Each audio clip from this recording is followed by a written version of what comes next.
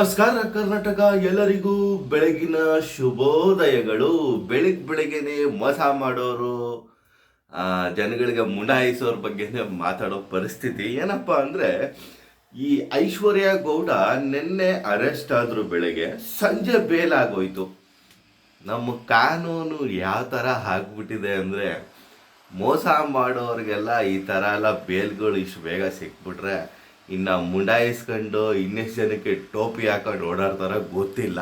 ಮತ್ತು ಇನ್ನೊಂದೇನಪ್ಪ ಅಂದರೆ, ಅವರ ಪರ ಲಾಯರ್ ಕೂಡ ಮಾತಾಡ್ತಾ ಇದ್ರು.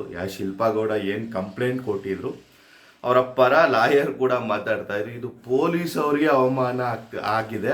ಯಾಕಂದರೆ ಇಷ್ಟು ಬೇಗ ಬೇಲ್ ಸಿಕ್ಕಿದೆ, ಇವರ ತನಿಖೆ ಕೂಡ ಕರೆಕ್ಟಾಗಿ ಮಾಡಿದ್ದಾರೆ. ಆದರೂ ಅವ್ರು ಹೆಂಗೆ ಇಷ್ಟು ಬೇಗ ಬೇಲ್ ಪಡ್ಕೊತಾ ಇದ್ದಾರೆ ಅಂತ ಅವ್ರ ಲಾಯರ್ಗೆ ಕನ್ಫ್ಯೂಸ್ ಆಗಿಬಿಟ್ಟಿದೆ.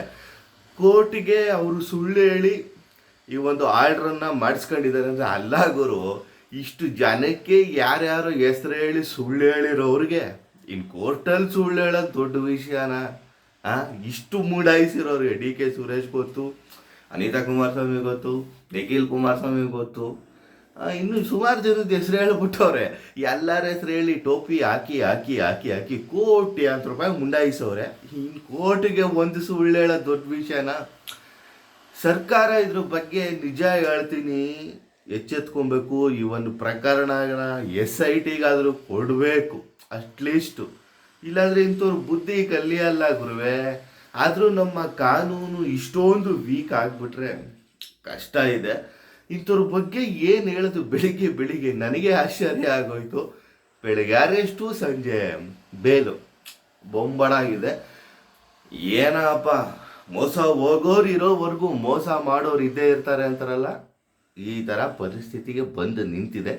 ಇನ್ನಾದರೂ ದೊಡ್ಡ ದೊಡ್ಡ ವ್ಯಕ್ತಿಗಳು ಸ್ವಲ್ಪ ಯೋಚನೆ ಮಾಡಿ ಆಲೋಚನೆ ಮಾಡ್ರಪ್ಪ. ಯಾರು ಬಂದು ಯಾರ ಹೆಸರು ಹೇಳಿದ್ರು ಅವ್ರ ತಂಗಿ ಅಂದ್ಬಿಟ್ರು ನಂಬೇಡ್ರಿ. ಇನ್ನಾದರೂ ಸ್ವಲ್ಪ ಯೋಚನೆ ಮಾಡಿ ಅವ್ರ ಬಗ್ಗೆ ವಿಚಾರಿಸಿ ವ್ಯವಹಾರ ಮಾಡಿ ಅಂತ ಹೇಳ್ತಾ, ನಿಮಗೇನು ಅನ್ನಿಸ್ತಿದೆ ಸ್ನೇಹಿತರೆ ಐಶ್ವರ್ಯ ಗೌಡ ಬಗ್ಗೆ? ನಿಮ್ಗೆ ಏನು ಅಭಿಪ್ರಾಯ ಇದೆ ಅದನ್ನು ಕಮೆಂಟ್ ಬಾಕ್ಸಲ್ಲಿ ತಿಳಿಸಿ.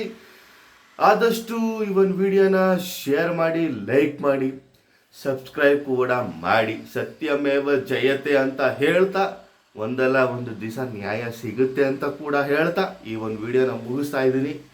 ನಮಸ್ಕಾರ.